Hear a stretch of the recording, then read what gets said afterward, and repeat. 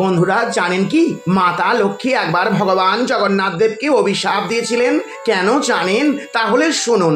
লক্ষ্মী পুরাণ অনুসারে মাঘী পূর্ণিমার দিন মাতা লক্ষ্মী মর্তে এসে তার সকল ভক্তদের সাথে দেখা করতেন এবং ভক্তদের দুঃখ মোচন করতেন।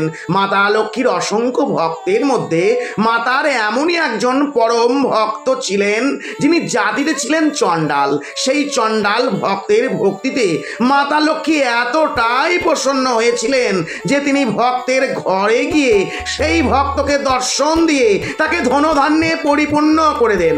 এই ঘটনা যখন বলরাম জানতে পারেন তখন তিনি মাতা লক্ষ্মীর ওপর অত্যন্ত ক্ষুব্ধ হলেন। কিন্তু মাতা লক্ষ্মী যখন মর্তে চণ্ডালের বাড়িতে এসেছিলেন তখন তিনি ভগবান জগন্নাথ দেবের অনুমতি নিয়ে এসেছিলেন। বলরামের এই ক্রোধের ওপর যখন ভগবান জগন্নাথ দেব কোনো কথা বললেন না তখন মাতা লক্ষ্মী অত্যন্ত ক্রোধের বশবর্তী হয়ে ভগবান জগন্নাথ দেব এবং বলরাম দুইজনকে অভিশাপ দেন যে 12 বছর ধরে তারা কোনো অন্ন পাবেন না এবং যে ভক্তই ভগবানকে অন্ন দিতে আসবেন সেই ভক্তেরও অন্ন শেষ হয়ে যাবে।